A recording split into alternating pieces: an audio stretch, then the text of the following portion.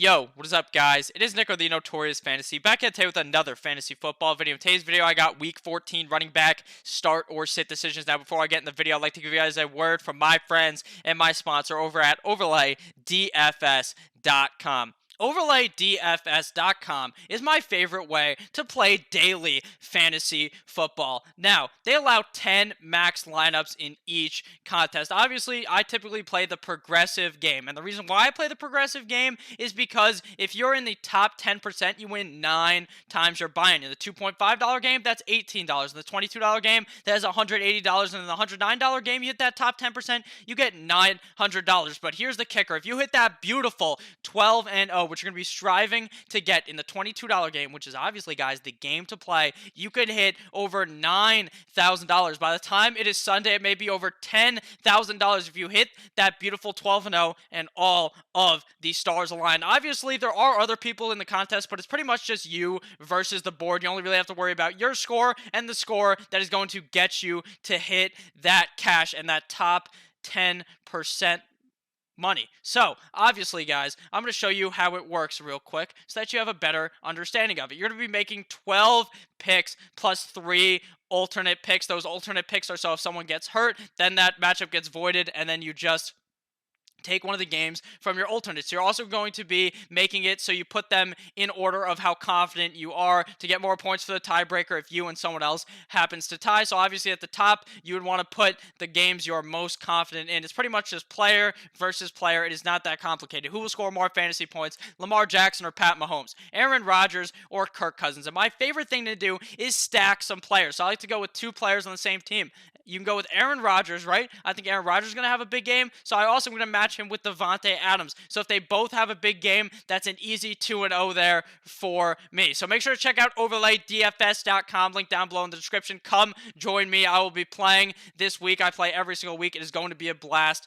Let's go. And we are back. Make sure to check out OverlayDFS.com. But let's get right back into this video. Week 14, running back start or sits. Now, obviously, guys, now if you're new to the channel, you may not know, I've never once used a webcam in my life. I'm on my dad's laptop right now. My laptop shit the bed. If you follow me on Twitter, you would have seen the fact that my laptop just is not working. So I have to use my dad's. That's why this video is delayed. Obviously, guys, you're going to keep getting the same content. I'm just going to be using a different laptop, and it took me a while to get this all set up because I'm a grade A fucktard. But let's get right in this video. Week 14 running back start or sit decisions. Now, the first game here is obviously the Thursday night game between the Chicago Bears at the Dallas Cowboys. I should say the Dallas Cowboys at the Chicago Bears. As you know, guys, I cannot read. But obviously, Ezekiel Elliott is going to be a start in this matchup. Now, all year, he's honestly just disappointed your fantasy football team. He has really just shit the bed for you so many times because he hasn't really shit the bed, but he just hasn't been the guy that you drafted him to be. He just has not been that top 5 running back, that potential number 1 running back every single week that you thought it was.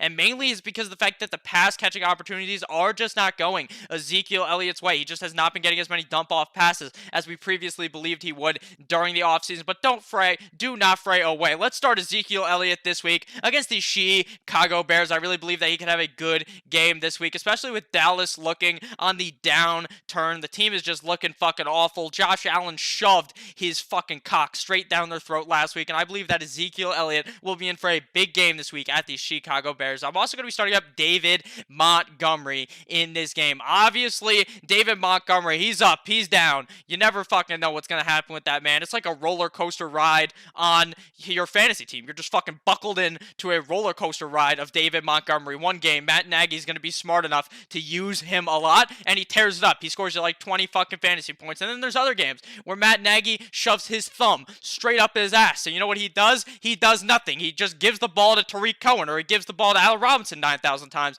And giving the ball to Allen Robinson 9,000 times is actually a sound strategy, but sometimes he just doesn't give the ball to David Montgomery. But let me tell you once, and let me tell you twice, and let me tell you 3 times sold. David Montgomery should have a good game this week on Thursday night tomorrow. Now, I'm going to be sitting down Tariq Cohen in this game. Obviously, Tariq Cohen is a guy that a lot of people buy into. They see, oh, he's short, he's like fucking 5'5". Let me throw him into my lineup. He's a good pass catching back, but in some games, Tariq Cohen, just like David Montgomery, is certifiably useless. Now, in this game against the Dallas Cowboys, I think that Mitch Trubisky may actually show out and play kind of well. The Dallas Cowboys defense really is not as good as a lot of people believe, so I think that this could be a game where we see Tariq Cohen actually not be all that much use in the game, where David Montgomery is getting a lot more work. That is given Matt Nagy is not a goddamn idiot. Next game here, we got the Colts at the Tampa Bay Buccaneers, and I know you're wondering, Nick, you dumb motherfucker, how are you sitting everyone in this game? You fucking idiot! And see, I don't know if the voice is even as funny now that you can fucking see me. I don't know if the oh boy is even as funny, but it's okay, guys, because we're going to be sitting down all the running backs in this game. 1, 2, 3, 4, 5, 6. 6 running backs, and we are going to be sitting every single one of them. Marlon Mack, will he play? Will he not play? In my humble opinion, I would say he doesn't play, but even if he does play up against this Tampa Bay Buccaneers defense, the number 1 defense against the run, you will have no shot playing Marlon Mack in this game. Jonathan Williams, we thought he was going to be amazing. He had 2 100-yard games back-to-back. Michael Jordan, 96, 97, and last week, you know what he did? He took a shit right in your goddamn lineup, scoring you 3 fantasy points. You know what you're going to do this week? You're going to take Jonathan Williams and kick him right in the ass the fuck out of your fantasy lineup. You're going to be playing none of these running backs. Nyheim Hines, obviously a pass-catching back, could get some work in this game, but I am worried about the way that Jacoby Brissett has been playing. Jordan Wilkins also, he just kind of fucking sucks. Jordan Wilkins really won't be doing anything either. So all 4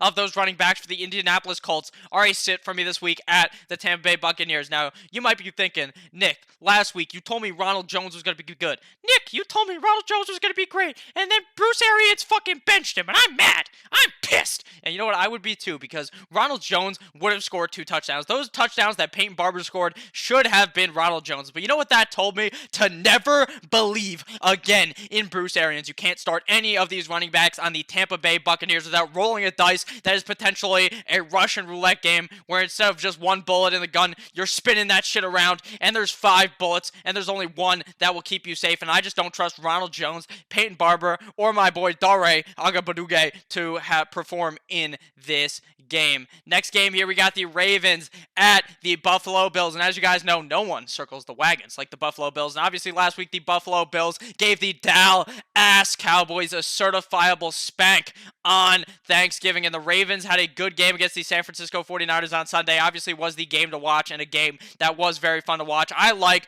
Mark Ingram in this game. Obviously, Mark Ingram is one of those guys that you need to hope that they run the ball a lot with to be able to perform. Obviously, the Ravens are a very run-heavy defense, so I think it is possible for Mark Ingram to perform in this game at the Buffalo Bills, a tougher type of defense. Devin Singletary last week obviously caught that pass from my boy Jay Bizzle. John Brown threw the ball his way. Devin Singletary caught that shit and took it to the house and scored that touchdown. Obviously, this week against the Ravens, I think it may be a bit of a harder game for the team, but I still think that Devin Singletary is obviously a top 20 guy in fantasy football due to the fact that he's on a good offense and he is the number 1 lead back on the team. Now, obviously, Frank Gore with the G-O, obviously capital for no fucking reason because I just don't know how to type clearly. Frank Gore, obviously, he's an old man. He's going to get in his walker. He's going to walk his way onto the field and do nothing for your fantasy team, so there's no way you can start Frank Gore this week against the Baltimore Ravens. Next game here, we got the Lions at the Minnesota Vikings. Now, obviously, we're going to be starting up Dalvin Cook in this game if he plays. Now,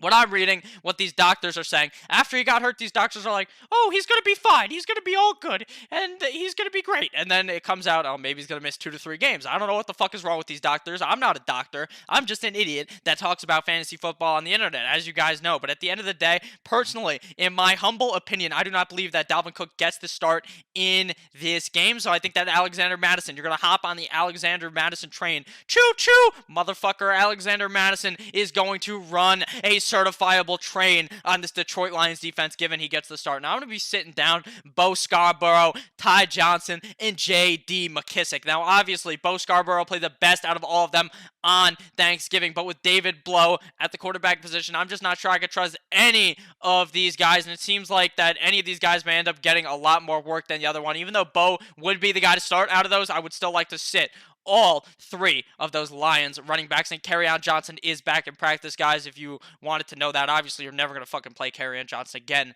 this year. Next game here, we got the Redskins at the Green Bay Packers. Now, obviously, Darius Geis last week, I was so off of him. I said, Darius Geis, you fool. You started him the week before. I told you to start him the week before last week, and he shit the bed. And then next week, you saw what he did. You saw what he did the next game? He skull fucked the defense. He just went ham. And in this game against the Green Green Bay Packers, I have no choice but to fire him up, right? He is risky. There is a lot of risk with Darius Geis. For one, he's on the Washington Redskins. The Washington Redskins team could either look amazing or look fucking terrible. And a majority of the time, they look like a bunch of goddamn trashkins. And I do not trust Darius Geis, but I would start him. Obviously, you're putting your playoff hopes on my man Darius Geis. Now, Ron Jones obviously has had some down games recently. The Packers, though, in a easy game this week against the Washington Redskins, a game that I think Aaron Jones will be able to perform in, so I like him in this game, as well as Jamal Williams. Obviously, Jamal Williams has been performing quite well the last couple of games, and pretty much this whole season. Him and Aaron Jones have been playing quite well, and Mr. Matt LaFleur likes to use both of these guys, so I think that Jamal Williams could be in for a positive game script in this game against the Washington Redskins. I'm going to be sitting down AP. Obviously, AP actually played quite well in the last game, but obviously Darius Geis to me is the head honcho, and up against the Green Bay Packers, I would be a bit worried to start AP. Now, if you guys have enjoyed the video thus far, please make sure to click that subscribe button down below. Now, on to the next game. We got the Broncos at the Houston Texans. I'm going to be starting out Phillip Lindsay in this game. Obviously, Phillip Lindsay is a guy, to me, that comes with some risk. He's dealing with Drew Lock, a young quarterback. He just started his first game last week and actually played quite well against the LA Chargers and ended up getting his first win of his NFL career. So I am a bit worried about that, and I am a bit worried about the fact that the Houston Texans defense is kind of good, but we saw last week the Patriots absolutely struggle against the Texans. So I think that Phillip Lindsay might not do too well, but you want to know the one piece of that offense on the Patriots that actually did good on that game? It was James White. You want to know who James White is? James White and Phillip Lindsay may be the same fucking guy. Obviously, James White doesn't have a sick afro like my boy Phillip Lindsay has, but with that said, I think Phillip Lindsay definitely has the opportunity to perform in this game, but I am a bit worried about it. Obviously, I'm going to be sitting down Royce Freeman. To me, it seems like Phillip Lindsay is clearly the guy to start on that team. Carlos Hyde, Duke Johnson, it could be any of them that performs in the game, and I am just a bit worried about Duke Johnson. He's such a dice roll for me. Carlos Hyde is a much safer option, but I don't like either of them this week against the Denver Broncos. Next game here, we got the 49ers at the New Orleans Saints. I'm going to be starting up Alvin Kamara. Now, obviously, Alvin Kamara has really just shit the bed if you think about it. This year in fantasy football, he hasn't done shit for what you drafted him for. He got hurt. He's been putting up games where he just gets like 50 fucking yards. And you know what? That is not good in fantasy football. But at the end of the day, Alvin Kamara should be a good enough start this week against the San Francisco 49ers to warrant being a guy in your lineup. It is very hard to sit a guy with so much talent like Alvin Kamara. Now, obviously, I'm going to be sitting down Raheem Mostert. A lot of people are going to be high. They're going to be like, Raheem Mostert ran a fucking train last week. You saw it. The Baltimore Ravens defense couldn't stop him. He split the Red Sea like Moses and ran all over him. Nick, you fucking idiot. And you might be thinking that, but you know what I think? I think that Raheem Mostert is going to go from all the way at the top all the way down to the bottom very, very fast. I really do not think he performs this week against the New Orleans Saints. Just like with Raheem Mostert, I'm going to sit down Tevin Coleman, but Tevin Coleman, he can sit in the corner and think about what he's done, guys. He has just went from being a god a few weeks ago to disappointing you so much that you have to let him ride the pine. I do not trust Tevin Coleman. I will not put any trust in Tevin Coleman or any of these 49ers backs because, being honest with you, I think any of them could score a touchdown in this game. Tevin Coleman, Raheem Mostert, or Matt Breida, if he is healthy, any of those guys could score a touchdown, and I'm not rolling the fucking dice out there and figuring out which one is going to play. I am not risking my playoffs on an idiot like Matt Breida, Tevin Coleman, or Raheem Mostert. Now, obviously, Latavius Murray with Alvin Kamara healthy is going to be a hard guy to end up putting in your lineup. At the end of the day, I do not think that Latavius Murray will put up enough points to warrant a start this week against the San Francisco 49ers. Next game here, we got the Bengals at the Browns, a certifiably terrible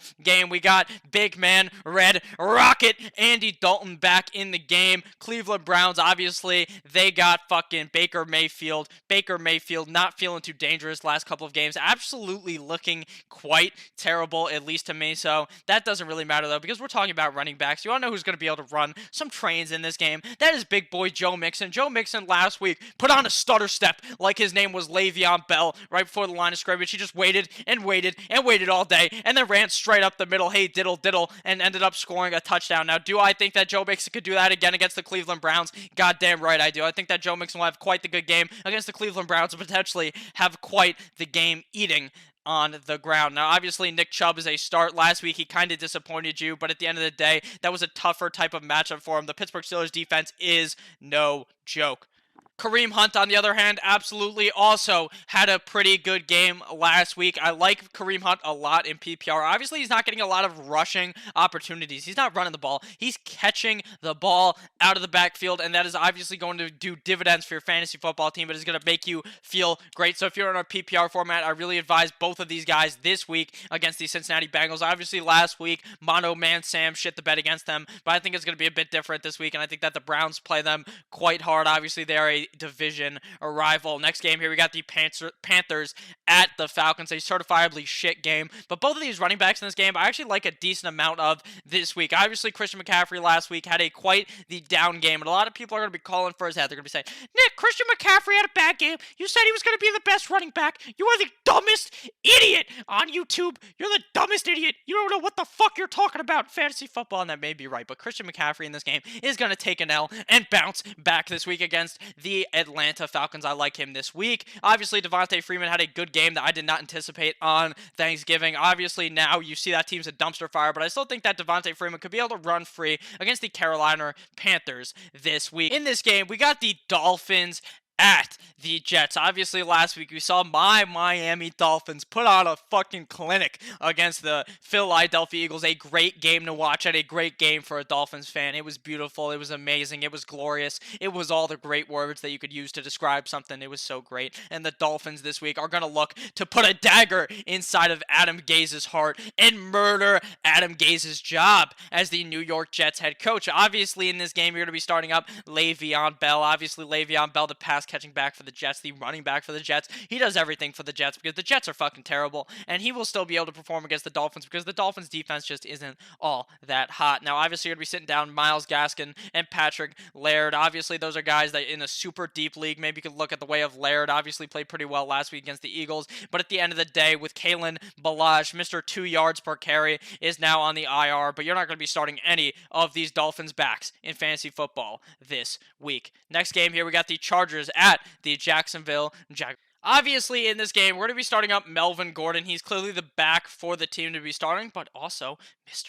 Austin Eckler is also a great start, guys. Austin Eckler is going to be great in this game as well. Obviously, I put a lot more thought into Melvin Gordon being better because he's the main back on the team, but Austin Eckler could still be catching touchdowns in this game and running the ball in this game, so I like both of these guys up against the Jacksonville Jaguars. Leonard Fournette, Leonard Fournette, obviously going to be a start in this game. He has actually caught a shit ton of balls this year, a lot more than I thought he has caught. He's caught over 50 balls this year, I believe. Unreal stats out of Leonard Fournette and the Jacksonville Jaguars. Obviously, last week, the Jacksonville Jaguars looked like a goddamn dumpster fire. I thought it was going to be a rowboat session of both teams rowing the way down the field. A certified game that was just going to be super high scoring. We saw what happened. Big Dick Nick Foles I don't know what happened to him. His ass got canned. They said, Big Dick Minshew, get in the lineup, and they threw Minshew in. Obviously, I'm not sure that affects Leonard Fournette too much, so I think that this still has the opportunity to be a game where we see a lot of handing the ball off, a lot of running, and a lot of row your boat gently down the stream, straight into the end zone for all of these backs this week. Next game here, we obviously have the Chiefs at the Patriots, the game from last year, the AFC Championship game, the game where Dee Ford completely fucked over Kansas City and made it so that we couldn't watch the Super Bowl. We really wanted to watch the Rams against the Chiefs, and we ended up seeing the Patriots win the Super Bowl. Fuck you, Tom Brady, but it's okay because we're going to be starting James White in this game. James White last week put up 30 points if you're in PPR. He fucking destroyed your opponent. If you didn't win and you had James White, you probably cried yourself to sleep that night saying, please, fantasy lord, give me a stat correction so I could win this game, and it probably didn't happen, and you may not be watching this video because that happened, and if you sat him, you're probably just as pissed off because he played so well. But in this game against the Chiefs, I think this is going to be a pass-heavy affair. James White, obviously the pass-catching back on the team. I think he will get back to scoring like 10 to 12 points, but that's still great for your fantasy team and for your flex. I'm going to be starting up Darwin Thompson. Now, obviously, Mr.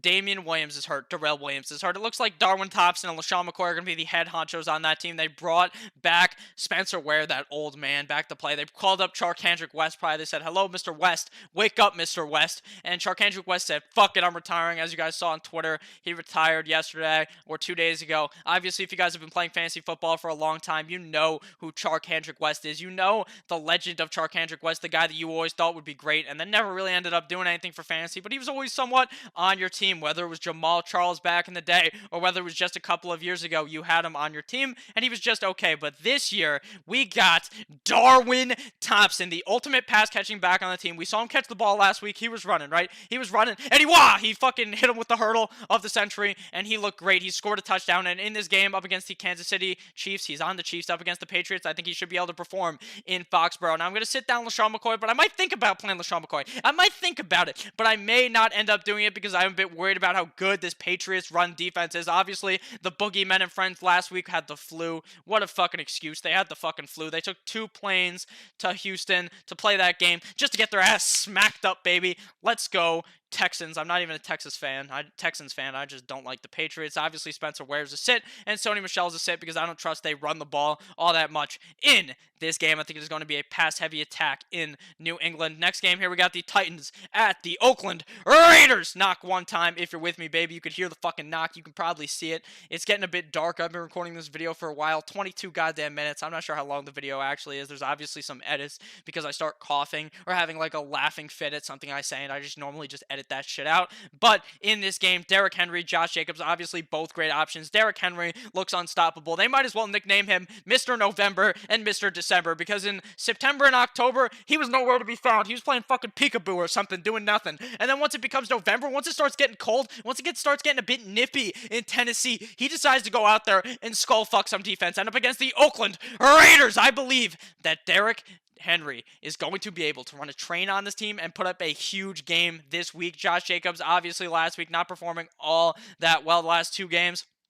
Obviously, 2 weeks ago against Mono Man Sam, they shit the bed. Last week against the Kansas City Chiefs, he was standing there, Derek Carr, I'm wide fucking open, you idiot! And Derek Carr didn't throw the ball. That's literally what he was doing. I don't know if you guys were watching the game. He was going like this. He was doing some fucking jumping jacks trying to get the ball, and they didn't throw the ball his way. But obviously, against the Tennessee Titans, I think that Josh Jacobs will be able to perform. So I like him this week, probably being a top 10 back. Next game here, we got the Steelers at the Arizona Cardinals. I did not mean to do that. How do we go back? We're going back, boys. We're going back in time. I got the Steelers at the Cardinals here, and I like Benny Snell in this game. Benny Snell, 2 games in a row, playing quite phenomenal. Obviously, this week up against the sorry-ass Arizona Cardinals, he should be able to run up and down, all and through that Cardinals defense, given James Conner is out. James Conner questionable to play, in my humble opinion. I honestly doubt that he gets the start in this game. I like Benny Snell in this game, given James Conner doesn't play. Kenyon Drake, obviously, David Johnson, Chase Edmonds in the lineup. It doesn't fucking matter. It's the Kenyon Drake train in Arizona. He is clearly the better back over David Johnson. I just don't trust David Johnson or Chase Edmonds, and Kenyon Drake, has been getting a lot of touches on the team. And up against the Pittsburgh Steelers, I think he could perform quite well. Next game here, we got the Seattle Seahawks at the LA Rams, a game that would be interesting if Jared Goff wasn't so goddamn awful. I'm going to be starting up Chris Carson in this game. Obviously, last week, Chris Carson got vultured by Rashad Penny. They're saying Chris Carson.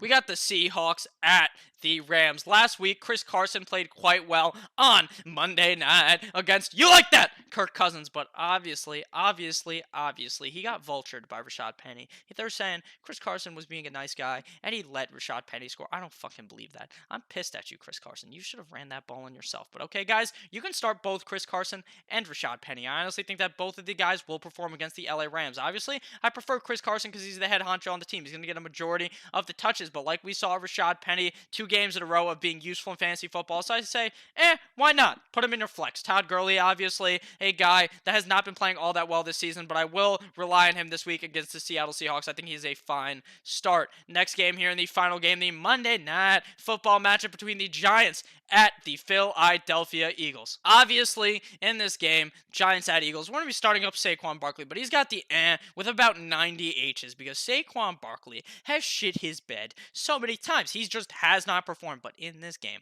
against the Philadelphia Eagles, I honestly believe that Saquon Barkley will be able to go out there and have quite the game. I like him this week against the Eagles, but you got to temper your expectations because Eli Manning's at the helm now. Who knows what the offense is going to look like? Probably complete and utter garbage. Obviously, for the Eagles, Miles Sanders last week against the Miami Dolphins went out there and balled out. Obviously, this game he's playing up against another trash defense like the Giants. If Jordan Howard is hurt and he sits, he's got those injury concerns. I love Miles Sanders in this game, and obviously you're going to be sitting down the J train, Jay Ajayi. Thank you guys all for watching this video. Obviously, the first video with the fucking face cam, I assume you guys watched it, you enjoyed, you saw the fact that I look just as stupid as you assume. So thank you guys all for watching this video. I love each and every single one of you guys. Make sure to check out overlaydfs.com, link down below in the description. Hit that subscribe button down below if you enjoyed. Like I said, I love each and every single one of you guys. Make sure to have a great rest of your day. Goodbye, my friendos.